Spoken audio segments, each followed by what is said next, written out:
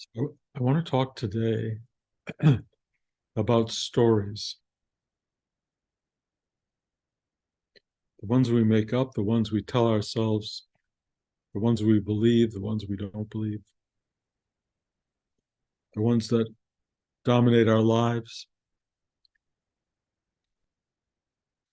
We're all deeply involved in stories.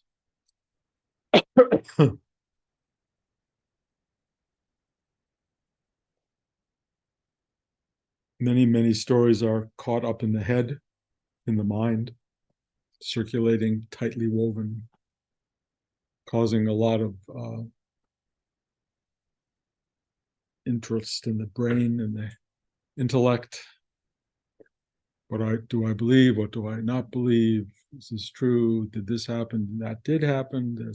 I'll never forgive them for that one. Stories locked up in the head. And there are stories that moved on into the heart, and they're all feeling stories. What do I feel about what happened to me when I was 10? What do I feel about where life is going, where I'm going? What are the experiences that I'm having that are felt experiences, and how much of that is really blocked by things we didn't like a long time ago, which were painful feelings that we decide to just cut out. So many of us are having stories that don't even have feelings because we can't go to the feelings space. It's too hard. It's too difficult.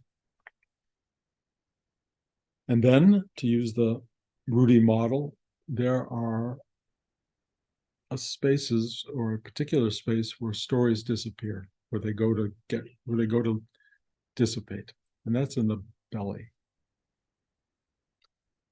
Belly stories um,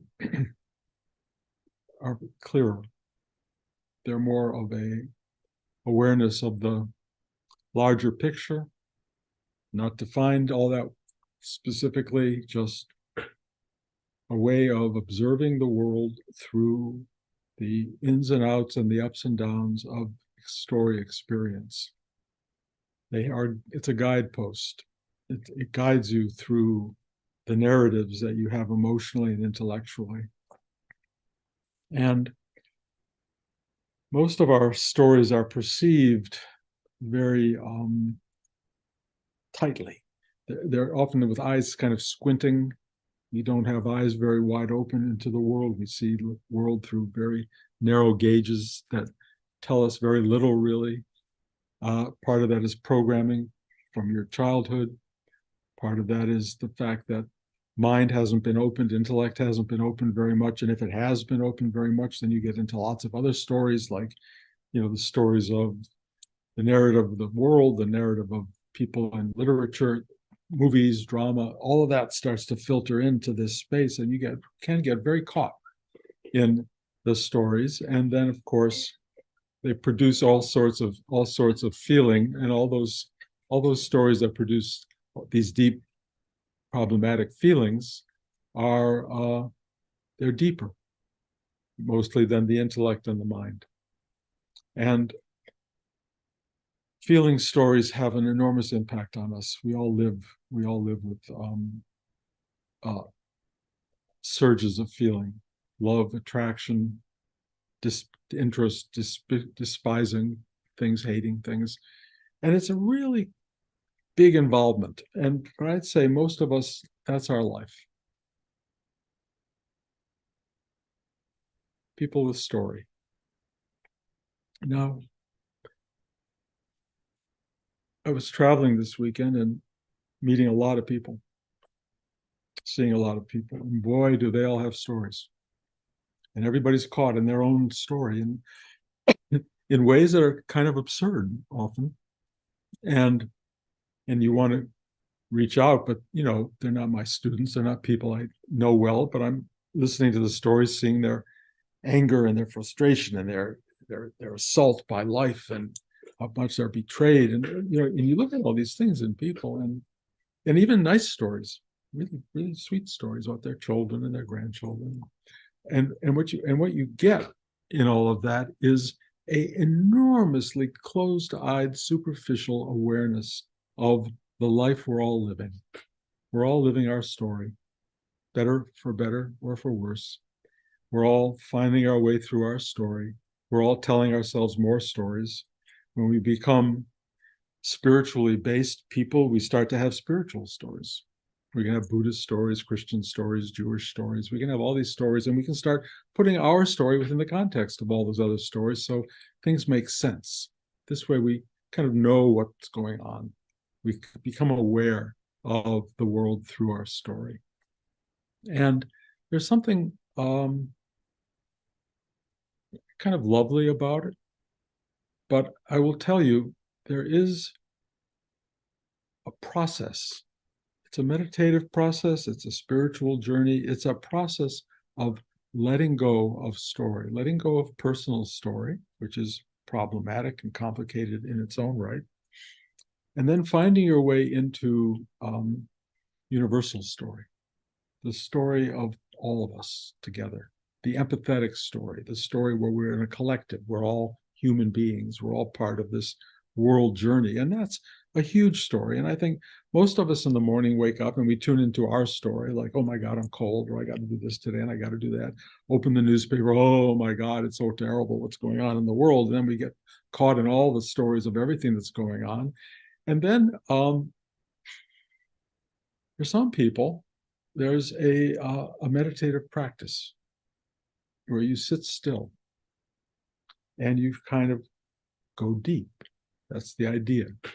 Into a space for a period of time, let's say, where there's no story, where the story quiets down, it simplifies.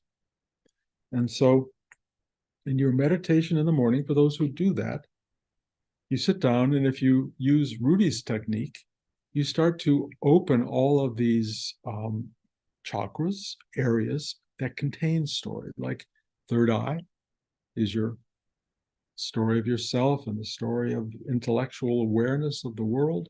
And you kind of open it up and it clarifies. You see deeper into it, you see more of it. It is not necessarily a release from story, but it is a like bigger picture. And you see the world and the universe in a really important way, I think, if you open your third eye chakra. Your throat chakra, if you open it up, this is the I chakra. Me, it's all about me, it's all about my problems and everything. This is the chakra that locks you into yourself. So if you can let that open a little bit, maybe you can stop for a few minutes, especially in the meditative process, maybe during the day, and not make it all about you. Maybe make it about us, we. You can talk to people and actually ask them how they are instead of just tell them how you are. This is an opening of the throat chakra. Heart chakra, feeling for yourself. You know, you have all these deep feelings about how you're treated and how you're not treated and how you feel. I feel so good today. Oh, I feel awful today. Whatever, all that stuff gets so twisted up. And if you sit and meditate, you can breathe into that and you go, oh, okay. You calm it down. You get quiet. You kind of take all the noise of the story and you bring it into a place of greater stillness and expansion, which brings about a kind of stillness. And then if you can bring it down into your navel chakra, into the intuitive space, you kind of sit and you go, oh. For that little bit of time in your bodily self, you sit in the navel chakra and you don't get caught in story. It's like bigger than story. It's a little bit more oceanic. It's like it's enveloping in a very quiet way, and it's releasing you from the drama of your daily life.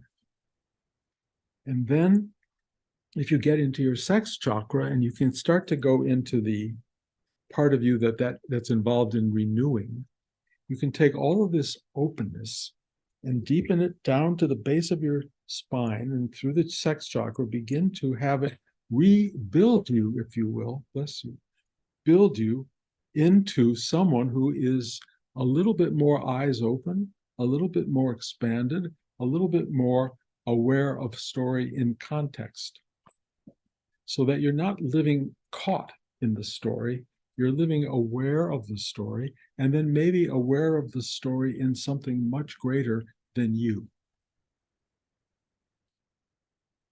There's a process here, and it's a spiritual process, and it is a freeing yourself of the domination of your own mind's involvement and your emotions' involvement in this story journey, and finding this deeper space. If you can do that, and if you can then go into the day after your meditation and walk through the day with that, God bless. That's a big deal. It's not easy to do because the world comes back at you with full impact, both assaultive and loving and demanding, and all the things that happen in daily life, and all of the things you learned in your meditation can go boop, just out the window in 2 seconds. There can be something that happens, which is really kind of interesting in spiritual work, which is called awakening. And I think it happens in stages, and I'm giving you a story now. But part of you awakens to it's not about you. That the you factor in all of this is, as you discover in the deep opening and expansion of your inner self, a small part of a much larger construct. So the you really starts to become a we, or an I with a capital I, and you start to become one with the collective of existence. And it's an extraordinary awakening. And if it lingers or lasts or permeates you for the remainder of your journey, you walk around with a much larger contextual sense of the world. It's what brings about this idea of do unto others as you would have them do unto you, because you're all the same. The we becomes the I, in a sense. And we become people who are good to one another, kind to one another. And it's a beautiful place to live. But often, even that space, the we space, is defined by the story. So you turn on the news, and people are suffering in the Ukraine, and people are suffering in Uganda, and you're reading all these things, and you begin to suffer the universal. You suffer the collective experience, not just now personal. You're part of the bigger story. So your awakening doesn't free you really from human suffering. It expands it on some level. It's more noble in many ways because you have an unbelievable caring for humanity and life itself. And all of that is quite remarkable in the spiritual ride. But then there's a deeper space. It's a difficult space. I find it often troubling. But it's the space of what I will call no story, where none of these stories exist at all. They're all part of what make you who you are. And you hold on to them for the sake of being, for you hold on to them with a stranglehold because they keep you defined, they keep you alive, they keep you in the world, they keep you who you are. The no story trying to rob you of all that is terrifying on some level. It's liberating. It's very liberating, but it is the letting go of the story itself on every level, everything you know to be true. So those of you who have arrived at true Christ consciousness or Buddha consciousness or whatever it is, and hold on to that as the truth. Trust me, it's a truth, but it's still story. When you start to get, I think, into the no story realm, you don't know. You don't know anything. Except on some profound level, you know you don't know. And you don't walk around pontificating. You don't walk around teaching. You don't walk around telling everybody the truth. You just walk around being you, which is probably a person who understands or in some ways intuits the no story, but still has a body, was born, came into the world, has friends, has relatives, has perhaps partners and children and all that kind of stuff. And there you are. No story, but there's nothing but story all around you. And what do you do with no story when there is so much story? And it's a really interesting dilemma. The people who are awakened and enlightened walk around like they have moved beyond all this. And, God bless if that's true. I certainly have thought that for myself at different points along the way, and then clobbered over the head with, body issues, things like pain, aging, death, all that stuff. And yes, I have had part of my story brought me to a place that saw that there is no death as we think of it. It brought me into a place of infinite, eternal something. I could never try to comprehend it or describe it because my brain has no capacity for that. But I've seen that enough, touched it, had been lifted up into it, if you will, enough that I can sit here and preach and talk like I know something. But I will tell you, I don't know anything. And I can be 100% wrong in everything I'm saying, in which case you got to go to your own story and figure it out for yourself. And I wish you well with that. But I will tell you that the journey to no story seems to hold water for me. The journey to giving up your story is really an amazing journey, because it keeps freeing you from the thing that locks you into, well, this was said and that happened, and my mother didn't do this and my father did that. And all of that stuff just starts to lose some of its power. And you start to be this just presence, this being. It has story, you can't deny it, but you don't have to lock into it with your eyes closed in this suffering or exalted way that makes you feel like you are who you are. All I can tell you is, yes, you are who you are and who you think you are, but you are so much else. There's a you with no story. That is, I think, and forgive me because it sounds like a story, but it's vast, massive, beautiful, infinite, and eternal. That's the story, but it's not containable by your mind, brain, narrative psyche. It's just there. And not only is it there, forgive me, I know this sounds like more story. This is it. This is it. You're in the middle of it. What does that mean? How do you put it together? How do you lock it into beginning, middle, end, happy, sad, happy ending, happily ever after? How do you lock all of this in to that? I don't know. I don't know. Except the more I follow my GPS in my belly, it guides me through this unbelievable thing of creation. And I watch it work. And I don't know what to tell you, but it's so beautiful. So to personalize this weekend, Blanche and I took a trip to Cooperstown, which is where this opera house is called Glimmer Glass, to see 3 operas. And we were going to meet up with some people who we've gone to Glimmer Glass with in the past, 10 years ago and beyond, and we haven't done it with them before for a long time, so we were going to get together while we were there, have dinner. And it was an amazing, eye-opening experience for me. The first opera we went to was a Handel opera called Rinaldo.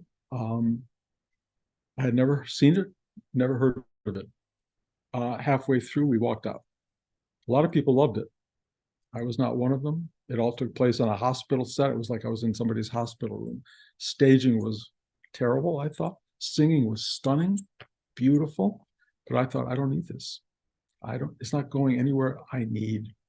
And Blanche and I looked at each other and we got up and we went back to our hotel room, 3 very tall flights up up to the top floor of this really nice old hotel, but boy, oh boy, 3 flights at this point is hard. And we had a very odd night's sleep. At least I did. Blanche said she did too, but she sleeps better than I do. And I woke up in the morning like, oh my God, here's another day, more opera. But the first one we were seeing was an opera called Candide, which story value, when I was in my early teens, my Uncle Al gave me an album of the Leonard Bernstein, Richard Wilbur musical. And I don't know why he gave it to me. He never, ever gave me anything. And I started playing it and fell in love with it. I discovered that it was a terrible disaster on Broadway. The book is awful. It was on Broadway. But the music is sublime, and it's all Voltaire. And it's all about this line of all's for the best in this best of all possible worlds, which is really kind of interesting and in a way kind of spiritual. All's for the best, guys. And then we've watched this opera. I've seen it 2 times before. This was the best stage, but the most honest and relevant to the New York production. So I got how bad the book was. But the singing was exquisite. The staging was miraculously good. And the music was so evocative of my childhood. And all my friends would all listen to this, and we would all listen to it together. We'd all go see it together when it was being performed in Brooklyn, being performed in San Francisco. So it weaves its way into the story, and it's a great story, but it's Voltaire. And so you have all's for the best in this best of all possible worlds tested to the limit. So everybody gets tortured and burned at the stake and hung. And I mean, every horrible thing that can happen in story terms happens. And they're all trying to remember, how could this be the best of worlds? It's so horrible. Everything about the world is horrible. And yet, in many of us, this spiritual life that we're all living has an element of that this spiritual life is going to ennoble the world. This spiritual life is going to make us think everything's for the best, in the best of all. And we try to bend things to the story of making it all perfect and kind of, well, you look at it this way and it's beautiful. And this just tries to obliterate the whole idea, to make a joke of that whole teaching and people's enormous desire to grab hold of the truth and make it the truth, even though the story's playing out in a million different ways. And I kept looking at it through a spiritual lens and going, yeah, I keep trying to make it all of, I keep trying to make it beautiful. I keep trying to make it perfect. Presence, be present. And I just see how much my own life is a story of that nature.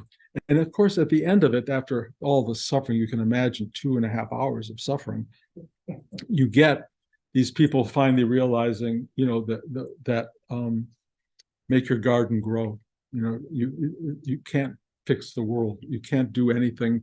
Just be good, be pure as you can be good to each other, and take care of what's in front of you. A little bit like I talked last week about chop wood, carry water.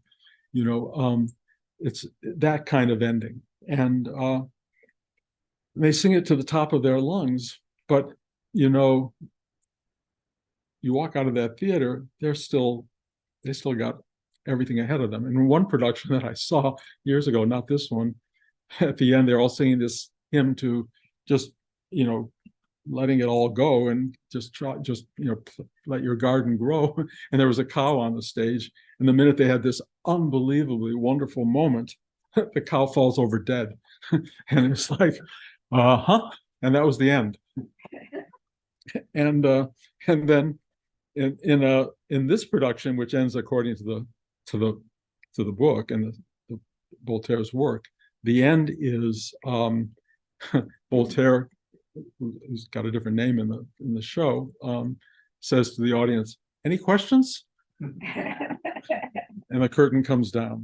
And it's a great show. This production was terrific.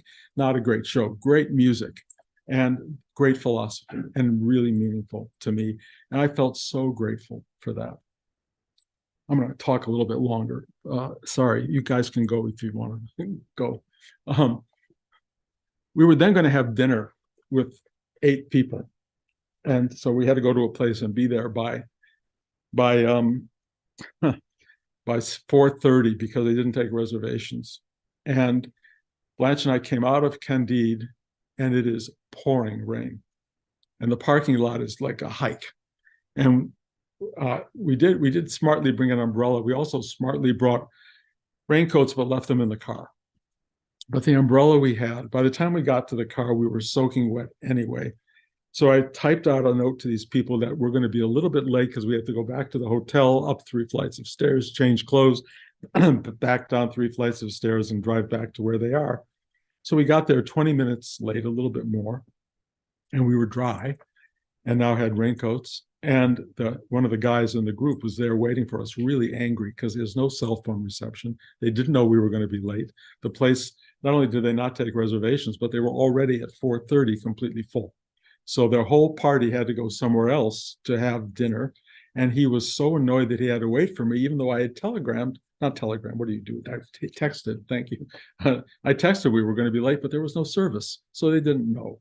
So he was really pissed. And Ted, we're going to go to this other place. We get to this other place, there's a wedding being held, and there's no room for anybody.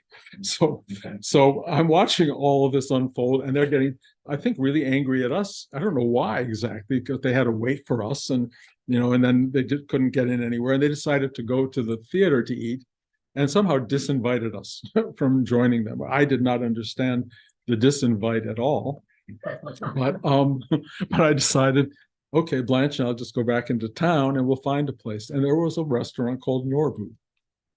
Norbu is a Nepalese restaurant run by Tibetans. The food was like the most unbelievable, delicious Indian food you've ever seen. Our waiter was Tibetan. He and I, Sring is his name, Sring, just hit it off. We couldn't stop talking. He's met the Dalai Lama 3 times, so he beat me. I've met the Dalai Lama twice. And he was all heart. And his journey was amazing. The restaurant was amazing. And Blanche and I are sitting there without the crowd of people who we have less in common with than I would like to admit. And we just had the most wonderful dinner. Wonderful. And the warmth of this man. And I'm going, this Buddhist love was just flowing through the whole experience. And then we get to the theater to go see La Boheme, which is one of my more favorite operas. And we see these people, all these we're supposed to have dinner with, all in front of us, but we're in the back, not back, but an area further away. And La Boheme happens. La Boheme is all feeling. It's all emotion. I don't know how many of you know it or don't know it, but it is, Puccini has a way of getting heart into the experiential space so that you can feel this journey that these people are having, a love story that is so exquisite and that has great power for me. So at the end of Candide, I am crying. At the end of La Boheme, I'm crying. I don't cry a lot. So this is a whole new part of my life starting up in a very big way. I'm feeling my way more through life than I kind of have in decades. And I'm just so awed by how beautiful it was. We have a few moments during intermission with this group of people that we are there to be with, supposedly, who we've not been with hardly at all. We go to get some coffee in the lounge, and we have a few minutes that are all just right. Simple, connected. We apologize. It turned out there was no problem on our part. Nothing we could do about lack of reception, about the internet. Everything was just fine. We barely spoke, but it was just right. And we left having had this perfect time with each other. That sitting in La Boheme, which is a love story, next to my wife, who I love, and who I got to reach out to throughout the entire show and just touch. And we together were taking this entire narrative story, internalizing it into the most beautiful part of who we are as a couple, into this experience of love. And then we drove home. The rain had stopped. We had our raincoats. The raincoats were helpful in the theater because it was cold. And we went to bed to get up early enough to get here to teach class. course, not that we didn't get up early, but we didn't move very fast, and there was a lot of tension and drama that Blanche and I often share because we move at different paces. And but we made it. On the other hand, there was tension and drama. And I just said, I'm giving a class today, and I have no idea what to talk about. But this story of seeing these shows and being with Blanche and having moments of unbelievable love and caring and moments of real tension and drama, all intersecting, interweaving. And I went, there we are. That's what this is, period. That's what this is. For anyone to walk around and think that there's going to be a transcendent moment where you escape this, God bless, I hope you do. But my experience now, more and more day to day, is it's just what's happening. And you don't have to weave it into a larger canvas unless you want to. You can, people do. But I will tell you, because the Buddha was very clear about this, and anyone who has an eye open at all in the world is aware of this, it ends. It ends. No one knows what happens when it ends, although I think people who meditate deeply get a little inclination into what happens when it ends because they see the story end. The story ends. But do you end? And who are you? Question mark. Tune in next week.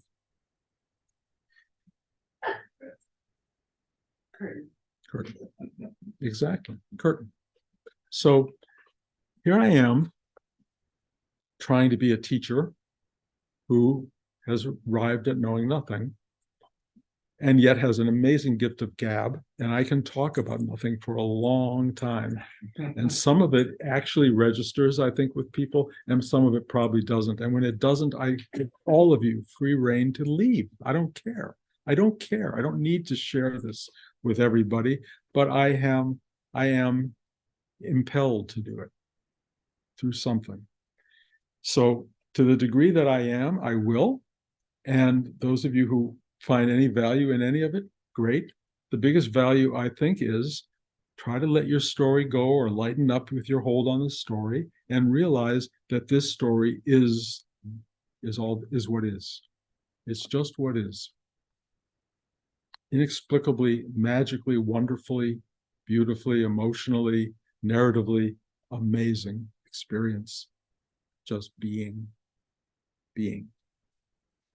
So I don't know if that leaves me open for a story. I could use the end of Candide. Any questions? Good curtains. Well, the curtain came right after any questions because the whole audience was just laughing. Yeah, you didn't have much room for questions, but anyway, yes. There's something about Puccini that, especially La Boheme, but most of his work, that as soon as I hear it, there's something that happens in me and I feel tight in my throat, like I want to cry. And it's instantaneously almost. What do you think that is? I cry. I'm starting to cry. I don't even know what it is. I just know. I said to Blanche, can you imagine living in Puccini's head? Can you imagine hearing that music rising up all the time for the years and years that they did? Because, I mean, he wrote some of the most beautiful music ever. It may not be the deepest because it's not Verdi quite, and but it is. It's heart chakra. It's complete heart chakra, and it opens your heart chakra so deeply that I sit in an auditorium it was filled to the brims with people, and everybody's getting this heart chakra message. We need that. It's part of the amazement of life that there are forces like that, musical forces, theatrical forces, narrative forces, teaching forces, trees and clouds and sky and thunderstorm forces that impact. They're so powerful. But the fact that you can go to something, especially if you're tight inside, and just go Puccini, boom, it's really beautiful. It's really beautiful. One more question. Is it going to be noon every week now? Is it going to be what? 12 noon every week. No, I haven't made that decision. Would that be the preference for people? It's not for me and Blanche, but I think it might be for other people. If there was a vote to be had, how many people want 12 noon? Hands up. one here, 2, 3, 4. Okay, it's not quite enough. Sorry, guys. What? Blanche's vote is 20, isn't it? Her, Isn't Blanche's vote is worth 20? her vote is worth 20. Blanche's vote is worth 100. Yeah, I think we're going to keep it. We're going to keep it. Sorry, guys in California, because I know it's awfully early, and everybody here 11. But it gives us the rest of the day, and that may be valuable. So for now, anyway, it'll stay as it was. Any other questions? I don't have two screens here, so I'll go to the other screen for. Oh, Shelley. Okay. You know, when you talked about your socializing, it sounded like you were kind of socializing this weekend, and that everybody has their story. Like, what do you do? I don't know what else to do when I'm socializing, but to share story. Like, what are the other options? I never. No, just that. But I'll tell you what happens in class, which is really interesting when I teach, because it's my teaching, and I think Rudy's teaching in many ways is engaged in story, in our stories. And what happens in our stories is that it creates blockages, tensions, holding patterns that are really problematic in living your life.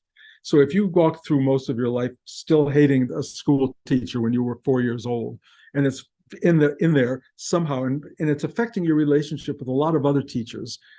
What I experience when I teach, when I'm sitting with you, I don't know how or why, don't ask, it makes no sense, but I feel that tension or that blockage or that whatever it is, that conflict. And this energy says, okay, let's go down into that space and it can be dramatic, it could be very gentle, a little tiny little switch, and it throws the switch to allow you to not have to live with that particular construct that's limiting your life. And you may have no idea what happened. There may be nothing in your brain that goes, oh, that just went away, but it will have gone away. And you will be able now to relate to people without that particular configuration of anger or hostility that was there 50, 40, whatever years before. And that is an amazing thing about teaching. It goes into story. It goes into the things that are woven by story, and it helps release it.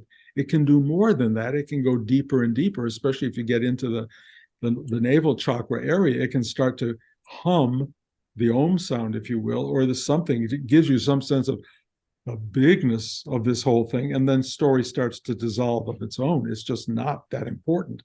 You know, we think our stories are like, oh my, they're everything. They're not.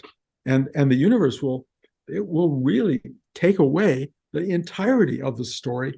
And I know, because I watched when it happens, how frightening it is to take things that define what and who you are and have it go, nope, taking it away. And there's a part of you that will react. And as I've explained in classes before, the big question at that moment is, who's reacting? Who's having a hard time with this thing that's being taken away? And when you can distinguish that thing, that part of you, and let it go, you get freed of it. That part of you gets freed, and the thing itself goes away.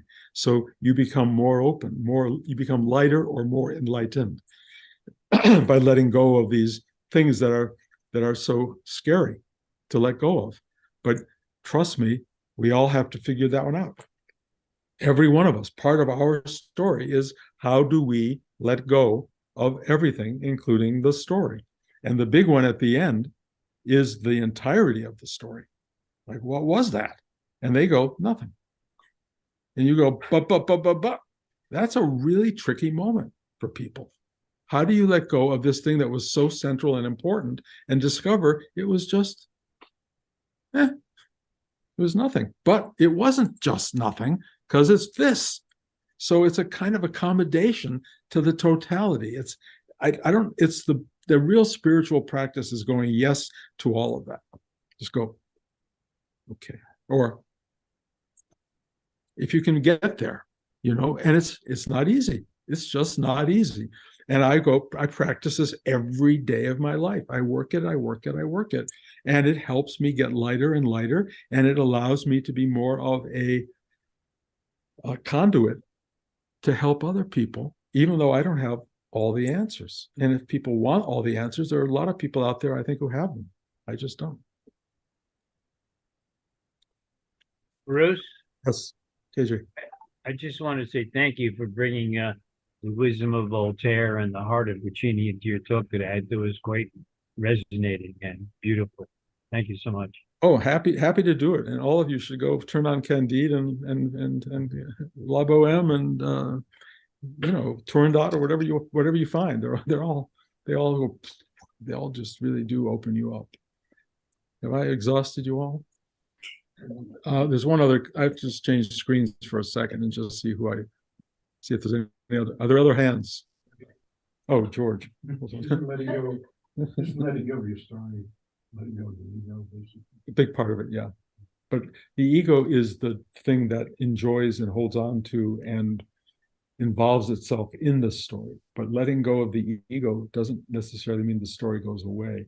And when the story starts to evaporate, there's something much bigger going on. It's existential. It's not just about the me and it. It's about the totality. It's about moving into something that very little in our life prepares us for except the meditative experience. And the meditative experience down in the navel chakra starts to be a doorway into that. So it will be familiar and you'll go, oh, and that's really important. The trick is not to use the meditative journey as a way of feeling good in yourself, because that only builds more of the self that's going to have to get dissolved.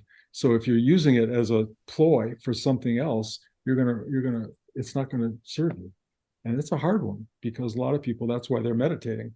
Oh, I got to feel better, quieter so I can go through my life. And that's all fine, but it goes much deeper than that. You got to go, okay. Anybody on the screen? Nobody. Oh, Wendy. And Shelley, I'll come back to you.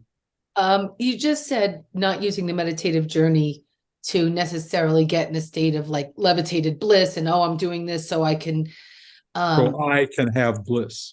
It's more so that I can actually transcend myself and be present with what's there and be able to focus attention and move through. I mean, I'm not speaking for you. I'm just questioning. Sounds good. I mean, Okay. I think it's partly that. Yeah. I mean, not that transcendence doesn't feel good, but as soon as the ego holds on to that and goes, well, I have a path to feeling good, trust me, it's going to be challenged. And that's going to be a great opportunity to grow if you want to talk about growing, but it's still problematic. So you have to know how to not hold on to any of that. Shelley, I saw you had one more. I'm going to try again on my question, which I liked your answer, but it just wasn't the question I was trying to ask. So the question I'm trying to ask is like, when I socialize with people, how can I socialize with them without listening to their story or else talking about my story, positive story? Like, how do you socialize with people without story? You have it is story, of course. You have to use story. That's all we have. It's all we have in this layer of our existence. It's all story. And that's all I can tell you. And it's a story that's formed in the head, in the ego, and in the heart. And if you are in that and you watch people talking their story, you're going to learn a lot about them. You're going to see a lot about them. You're going to learn a lot about yourself. There's going to be a lot of exchange, and there's going to be a lot of life going on. And I know we celebrate that. People we love tell good stories, and we love being with them, and we share with them, and that's really meaningful. Our friends are completely built up on stories.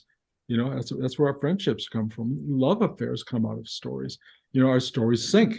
They line up. They're meaningful together. I'm not trying to tell us not to have stories, but the problem is many of our stories entrap us. They get us into places of real suffering and misery and not just joy. And in the end, sorry to be cataclysmic about it, but in the end, everybody's story goes. And I have watched it go, and I know it is like deeply threatening. on a lot of levels to a part of you that's left behind. That's not, well, it's not left behind because it'll dissolve. But letting go of story is one of the great teachings of all of our practice. And at some point we will all have to do it. And hopefully when that moment comes, there will be less of a struggle than for somebody in the Jacob's Ladder state of things, where there's the bardo, which takes this huge journey of trying to work out all the problems that have been there for your whole life. Not easy, but I think in the Tibetan sense, that's what we go through at the end of life, at the end, or in death. I don't know for sure, but it made an interesting movie. And I do think there's some truth to it. So, Hey, Bruce, real quick, do you have experiences with story when other people are giving story, but you have no story when they're giving story? Yes. It's called being present. And when I sit with somebody and their stories are percolating and I'm interacting with that story, I'm doing what everybody else does. You know, I'm feeding the story, responding, ha ha ha, oh my God, I'm doing all that. When I am present, when I'm really present with somebody, they tell their story and it changes, it alters, it starts to reflect a deeper awareness. It starts to go up higher. It starts to illuminate them to themselves, because all I'm doing is reflecting back presence to them. And it's a really great thing to do. And there are people for whom I have, I'm not going to go into names, but that going out to dinner with is traumatic. And when I go with them and I get present, it turns into the most wonderful meal, because I'm not sitting in judgment, although I could if I wanted to, but why?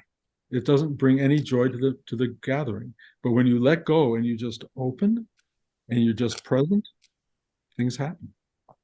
That happened last night. I was expecting, horrible things to come out of this situation with the dinner party. And I just said, no. One, I'm going to apologize, even though I did nothing wrong.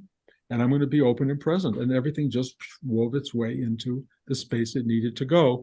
And so I didn't have to carry around all of the drama that was being built up because of it. So, okay, does that make sense? Okay, have we done it? Okay, thank you all. Thank you all for coming. Thank you, Bruce. Next week will be the California class.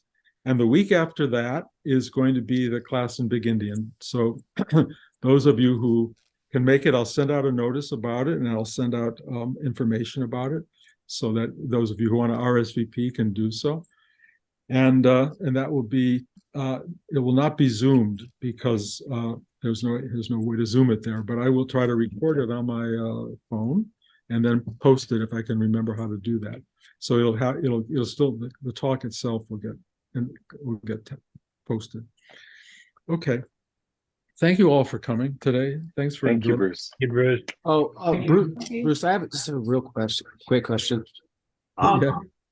Just the big Indian thing came up, and it just I just remembered that giant Padma Baba statue, and I would love for you just maybe to, like, when we're there, I don't know, just remember the story thing, because I've really been working to relate with him and that energy without all the story, but there's so much of it. And anyway, that just came up as like an aha. I would really interested in that.